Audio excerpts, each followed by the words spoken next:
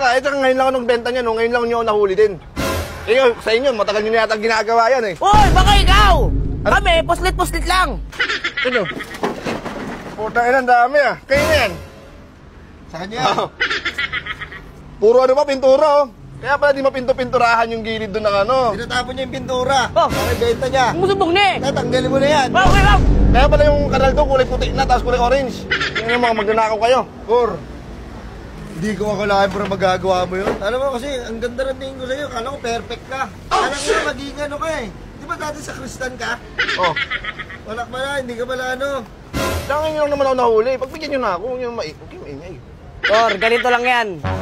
Isa ka pala sa katulad namin mga suwil at pasaway. Kawatan!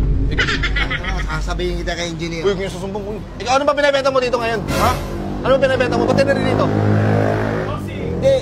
Ano na, hindi talaga ako dito. Ito nakita ko nagbebenta rito. Hoy! May binibenta tanso. Dahil na naglako talaga yan. Tanso? Boss! Ano si boss? Kaya yung tanso? Boss! Pati yan. Ayan! Ayan ang sa kanya! Ayan ang sa kanya! Kaya pala hindi matapos-tapos na yung mga wiring doon. Ayan na, may sunog pa oh. Sinunog niya. Sa palayan niya sinunog yan. Sabi ko sa'yo, magsain kayo, hindi magsunog ng tanso. Kaya pala may tanso. Sabi niya. Ay, nanilikot talaga ng kamay ninyo. Tanggal na kayo. Hoy! Tanggalin mo. Punta ko si Hoy. engineer. May number ka nun. Tanggal ka, hype ka. Ano? Huwag mo tatanggalin.